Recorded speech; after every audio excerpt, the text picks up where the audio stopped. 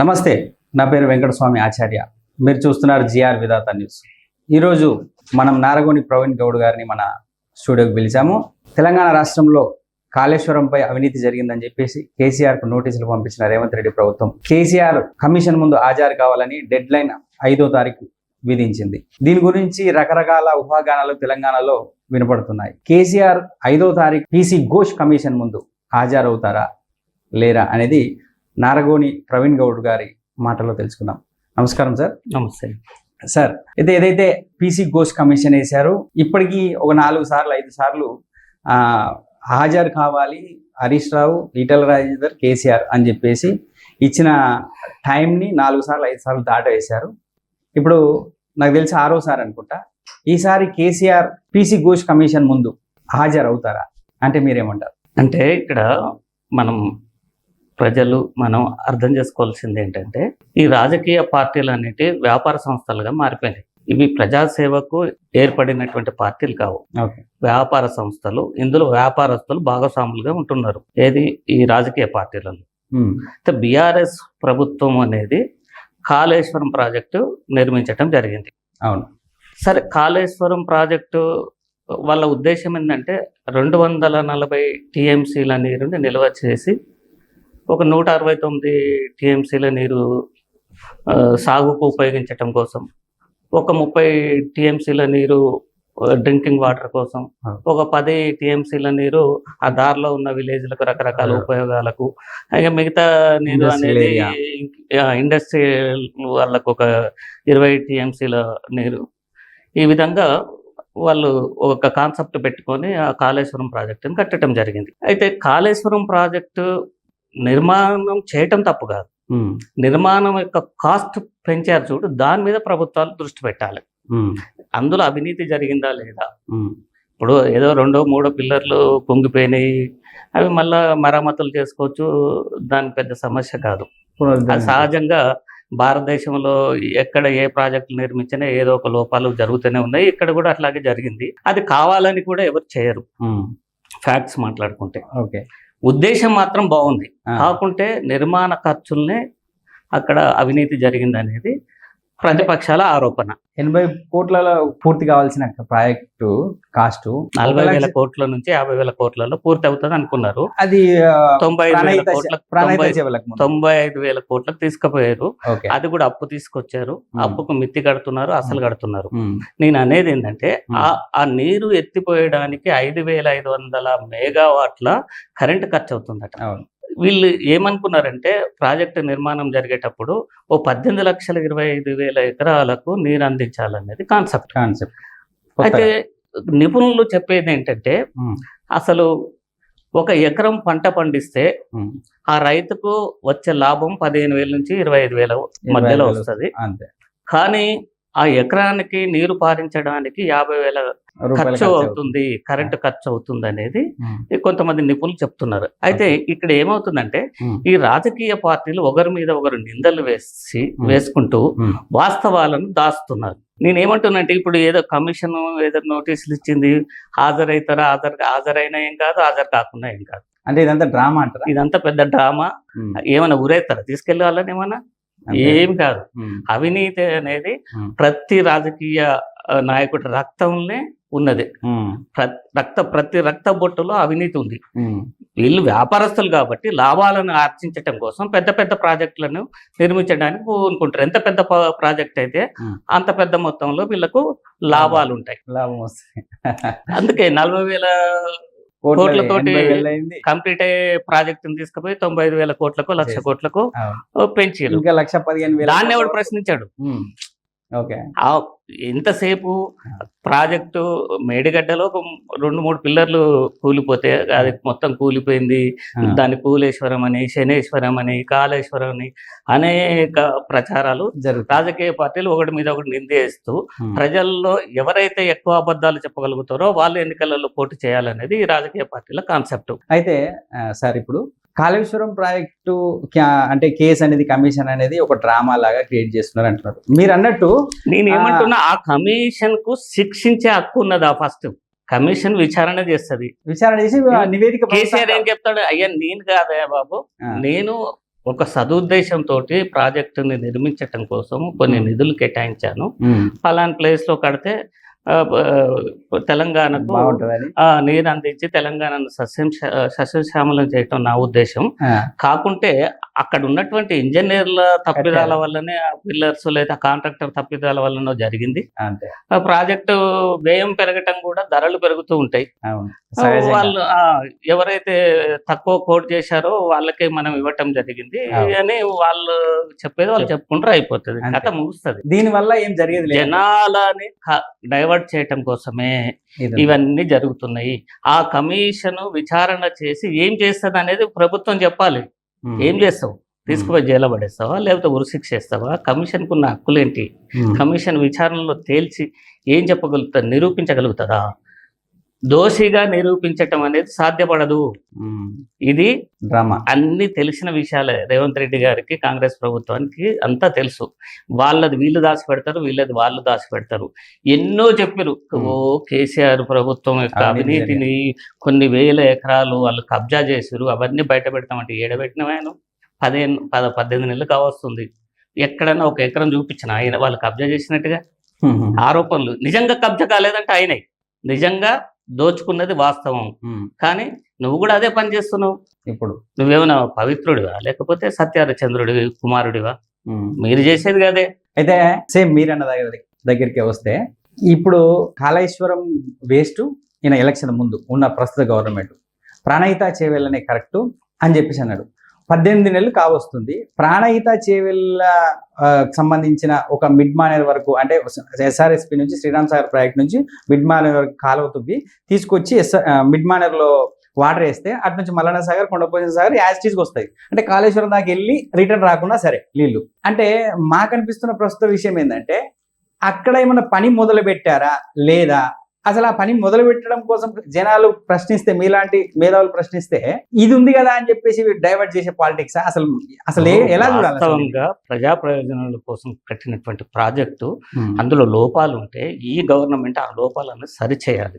సరే, మీ రాజకీయ అవసరాల కోసం మీరు నిందలు వేయొచ్చు, కానీ ప్రాజెక్టును ఉపయోగించుకోవాల్సినటువంటి బాధ్యత ఉంది. ఆ ప్రాజెక్టు నుంచి కొన్ని లక్షల ఎకరాలకు పంట పొలాలకు నీరందించాల్సినటువంటి బాధ్యత ఈ ప్రభుత్వానికి ఉంది. నిందలు బొందలు తర్వాత మీరు ప్రూవ్ చేసేది లేదు, మీరు శిక్షలు వేసేది లేదు. వాళ్ళేం పవిత్రులు కాదు, మీరేం పవిత్రులు కాదు. కానీ ఆ ఉన్న ప్రాజెక్టుని ప్రజలకు ఉపయోగించటం కోసం ప్రయత్నం చేయటం అనేది సరైనటువంటి పద్ధతి. నువ్వు నిజంగా అవినీతిని నిరూపించగలిగితే, మాకైతే నమ్మకం లేదు నిరూపిస్తారు వీళ్ళు, వాళ్ళ అవినీతిని తీసుకుపోయి వాళ్ళని జైల్లో వేస్తారు అనేది ఉత్తదే డైవర్షన్. పాలిటిక్స్ లో ఏమవుతుందంటే ప్రజల మైండ్ని డైవర్ట్ చేస్తుంటారు. వీళ్ళు ఈ ప్రభుత్వం యొక్క లోపాలను కవర్ చేయటం కోసం ఎదుటి వాళ్ళ మీద దాడి చేస్తూ ఉంటారు. మరి ఇప్పుడు ఏమైనా జరుగుతుందా సార్? ఈ ప్రభుత్వం ఏమన్నా ప్రాణహిత చేవెళ్ళను పునరుద్ధరించి మళ్ళీ ఈ పనులు ఏమన్నా జరుగుతున్నాయా సార్? ఇప్పుడు ఏమన్నా అసలు సాధ్యపడుతుందా? దానికి సంబంధించినటువంటి ఏదైనా ప్రణాళిక ఈ ప్రభుత్వం దగ్గర ఉందా? ఏమీ లేదు, అంత ఉత్తదే. అంటే మైక్ల ముందు మాట్లాడమే అంతే. అంటే వ్యవహార శైలి, వీళ్ళు వ్యవహారం చేసుకోవటమే. భాష మారిపోయింది, బజారు భాష మాట్లాడటం మొదలు పెట్టారు. రాజకీయ నాయకులకు ఇగోలు దెబ్బతింటున్నాయి. అధికారాన్ని ఎట్లా కాపాడుకోను, లేకపోతే ప్రతిపక్ష పార్టీల అధికారానికి ఎట్లా రావను ఆలోచనలో పడి మేధోమదనం చేసుకుంటూ బజారు భాష మాట్లాడుతూ బజార్లు పడుతున్నారు. అంటే విలువలు లేకుండా అయిపోయాయి ఈ రాజకీయ పార్టీలు కానీ రాజకీయ నాయకులు కానీ.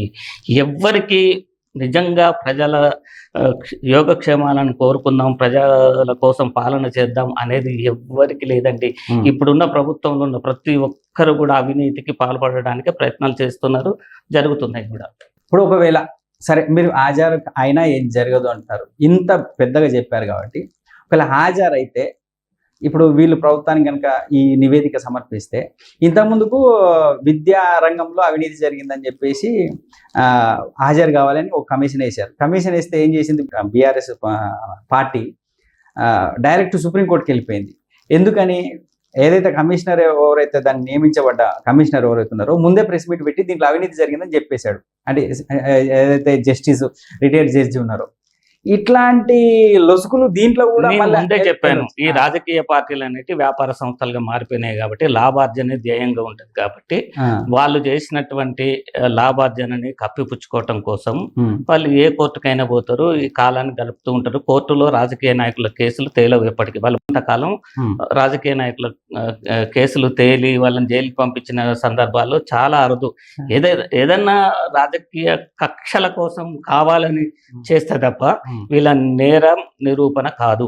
ఇప్పుడున్న ముఖ్యమంత్రి గారి మీద కూడా అయింది కదా, ఉమ్, కేసులు ఉన్నాయి కదా, ఉన్నాయి. మరి బెంచ్ల మీదకి ఎందుకు రావట్లేవు, శిక్షలు ఎందుకు పడట్లేవు, ఇంకెంతకాలం పడుతుంది? ఉమ్, అది కాలపరిమితి అనేది ఉండదు. రాజకీయ నాయకులకు శిక్షించడానికి, వాళ్ళ అవినీతిని తేల్చడానికి, ఉమ్, వాళ్ళ నేరాన్ని రుజువు చేయడానికి ఉమ్, కాలపరిమితి అనేది లేదు.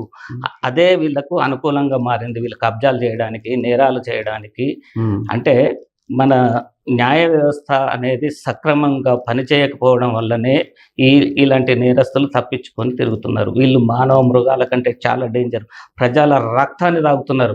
పాకిస్తాన్ టెర్రరిస్టుల కంటే వీళ్ళే ప్రమాదకారులు. పాకిస్తాన్ టెర్రరిస్ట్ అన్నాడు ఓ 10 మందినో 20 మందినో 50 మందినో చంపుతాడు. ఉమ్. కానీ వీళ్ళు మొత్తం ప్రజల రక్తాన్ని పీల్చుకొని ప్రజల శ్రమని దోపిడీ చేస్తున్నటువంటి దుర్మార్గులు వీళ్ళు.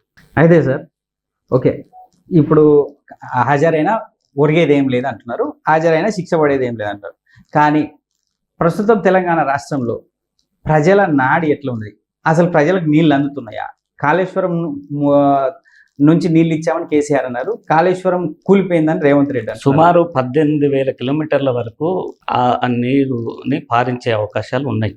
ఓకే, ఎందుకంటే 240 టీఎంసీల వాటర్ సోర్సెస్ అక్కడ ఉన్నది కాబట్టి ఓకే, అది 18,000 కిలోమీటర్లు పారించడానికి చాలా ప్రాజెక్టులు నింపుకుంటూ ఈ బస్వాపూర్ దాకా వస్తుంది. అవును. మన భువనగిరి ఉమ్, దగ్గరలో దాకా బసవాపూర్ ప్రాజెక్టు. ఆ రిజర్వాయర్ వరకు వీళ్ళు పారిస్తున్నారు. నిజంగా నిండుతున్నాయి. ఇప్పుడు నీటిని నిల్వ చేసినప్పుడు గ్రౌండ్ వాటర్ పెరుగుతుంది, చెరువులు నిండుతాయి, పెద్ద ప్రాజెక్టు నుంచి చిన్న ప్రాజెక్టులు నిండుతూనే ఉంటాయి. అవును. వాటి ద్వారా పంట పొలాలకు నీళ్లు వస్తూ ఉంటాయి. బోర్ బావిలలో కూడా- కాకుంటే ఏంటంటే దానికి అయిన ఖర్చు మీదనే ఉమ్, చర్చ జరగాలి. ఉమ్, దానికి ఎంత పెట్టాలి, ఎంత అయింది అనేది ఇంపార్టెంట్. ఆ, అంతేగాని ఉమ్, అసలు 1 ఎకరం కూడా నీరు పారట్లేదు, దానివల్ల ఉపయోగం లేదు, అది ఇంత నిరుపయోగం అయిపోయింది, 1,00,000 కోట్లు ఖర్చు పెట్టారు, ఇదంతా మొన్న ముఖ్యమంత్రి గారు కూడా అంటారు కదా, హెలికాప్టర్లో కేసీఆర్ పోతూ ఇగో ఈడొక ప్రాజెక్ట్ కట్టు ఈడొక ప్రాజెక్ట్ కట్టు అని కేసీఆర్ చూపిస్తే ఇంజనీర్లు కట్టారు, అదంతా వేస్ట్, అసలు మొత్తం కొట్టుకపోయిందే, ఇంకా దాన్ని పునరుద్ధరించిన వేస్ట్ అని చెప్పేసే మాటనే మాట్లాడుతున్నారు ముఖ్యమంత్రి. ఆయన ఉద్దేశం ఏంది అసలు? అసలు ముఖ్యమంత్రి గారు నిజాయితీగా మాట్లాడాలి. అసలు దాని కెపాసిటీ ఎంత? ఓన్లీ మేడిగడ్డ ఒక్కటేనా? ఇంకా ఎంత పెద్దగా ఉంది? టన్నెల్ ఎంత ఉంది? ఎన్ని కిలోమీటర్లు ఉంది? 200 పైగా కిలోమీటర్ల టన్నెల్ కూడా ఉంది. ఇంకా దాని అంటే మార్గం ఎక్కడి నుంచి అయితే ఈ కాళేశ్వరం నుంచి నీరు వచ్చే ఎన్ని రిజర్వాయర్లు ఉన్నాయి, ఎంత ఉంది, అదంతా ప్రజల ముందు పెట్టు. నిజాయితీగా మాట్లాడాలి. కానీ ఏదో అది కాళేశ్వరం ఖరాబ్ అయిపోయింది, 1,00,000 కోట్లు వృధా పోయినాయి, దానికి మెత్తి కడుతున్నాం, మేము అది కడుతున్నాం, ఇవి కాదు చెప్పాల్సింది. నిజాయితీగా కరెక్ట్ గా జరిగిన విషయాన్ని చెప్తే, ఇప్పుడు ఏంటంటే దరిద్రం ఏంటంటే ఏది నిజమో ఏది అబద్ధమో ప్రజలకు తెలియనటువంటి పరిస్థితి. ఈ మీడియా కూడా ఎట్లా తయారైందంటే పార్టీకి ఒక మీడియా అయింది. వాళ్ళు ఒక రకంగా చెప్తారు, వీళ్ళు ఒక రకంగా చెప్తారు. ఏ పార్టీ వాళ్ళు ఆ పార్టీ యొక్క డబ్బా కొట్టడం. నిజం మీరు అన్నట్టు నిజాయితీగా మాట్లాడేది ఎవరు లేరు. కరెక్ట్ సార్ మీరు అన్నట్టు. కాళేశ్వరం ప్రాజెక్ట్ అంటే మేడిగడ్డ, అన్నారం, సుందిరిలే కాకుండా ఇటు అదొక ప్యాకేజ్ అయితే, ఇటు మలన సాగరు, రంగనాయక సాగరు, ఇవన్నీ దాంతోపాటు కొంజపోసమ్మ సాగరు, ఇటు బస్వాపూర్ ప్రాజెక్టు, మళ్ళీ అటు పోతే ఎస్ఆర్ఎస్పి, ఖడెం, ఇవన్నీ ఉన్నాయి. అంటే ప్రాజెక్టు ఈ 3 ప్రాజెక్టులు కూలిపోతే అసలు యాక్చువల్లీ ఏంది, ఈ పైన నుంచి ఎస్ఆర్ఎస్పి నుంచి వచ్చే వాటర్ అంతా కిందికి వెళ్ళిపోయిన తర్వాత కింది నుంచి పైకి ఎత్తిపోయడం. ఈ కిందికి వెళ్ళిపోయిన తర్వాత మేడిగడ్డలో రిపేర్ వచ్చింది, అన్నారంలో రిపేర్ వచ్చింది, సుందిలో రిపేర్ వచ్చింది, ఇప్పుడు 3 కూడా బుంగలు పడ్డాయి అని అంటున్నారు. అయినప్పుడు ఇక్కడ ఎస్ఆర్ఎస్పి నుంచి డైరెక్ట్ మిడ్ మానేర్ తీసుకురావచ్చు కదా, ఇది ఎందుకు జరగట్లేదు అనేది క్వశ్చన్. రాజకీయ ఉద్దేశాలు దీని కదా, రాజకీయంగా దాడి చేయటమే. ఎదుటి వాడిని బ్లేమ్ చేయాలి. వాడిని ఎంత బ్లేమ్ చేస్తే, ఎంత పెద్ద మొత్తంలో దాడి చేస్తే మాకు అంత లాభం ఉంటది రాజకీయంగా అనేది రాజకీయ పార్టీలు చూస్తున్నటువంటి విషయాలు. కానీ నిజంగా మేలు జరిగేది ఏమి లేదు. వాడు వీడి మీద వాడు చాలా న్యూసెన్స్ అయిపోతుంది. ఈ రాష్ట్రంలో రాజకీయం అనేది పరమ చెత్తగా తయారైపోయింది. రాజకీయ నాయకులు అనేటోళ్ళు ఎంత నీచంగా తయారైనంటే అంత నీచంగా తయారయ్యారు. వాస్తవాలు చెప్పట్లేదు, మీడియా చెప్పట్లేదు, రాజకీయ నాయకులు చెప్పట్లేరు, రాజకీయ పార్టీలు చెప్పట్లేరు. ఎంతసేపు ఎదుటి వాళ్ళ మీద నిందలు వేసి ఎక్కువ ఎవడైతే నిందలు వేయగలుగుతాడో, ఎక్కువ ఎవడైతే పబ్లిక్ నమ్మించగలుగుతాడో రేపు ఎన్నికలలో వాడే గెలుస్తుండు. ఎక్కువ ఎవడు అబద్ధాలు వాడితే, అది ముఖ్యమంత్రి గారు కూడా చెప్పింటారు. ఇప్పుడు ఉన్నటువంటి రేవంత్ రెడ్డి గారు కూడా ఎవరు ఎక్కువ నమ్మించగలిగితే, ఎవరు ఎక్కువ ప్రజల్ని మోసం చేయగలిగితే, ఎవరు ఎక్కువ అబద్ధాలు చెప్పగలిగితే వాళ్ళు గెలుస్తారు. మంచి పొలిటీషియన్ అన్నట్టు, మంచి పొలి నిజాయితీగా మాట్లాడతాడు ఆయన. మేము కడుపు కట్టుకోకపోతే రైతు రుణమాఫీ కూడా చేస్తామని అంత స్పష్టంగా చెప్పిండు. అంటే కడుపు కట్టుకోవట్లేడు ఇప్పుడు ఆయన, నడుస్తూనే ఉంది కలెక్షన్. Thank you sir. నమస్తే, మీరు చూస్తూనే ఉండండి జిఆర్ విధాత న్యూస్.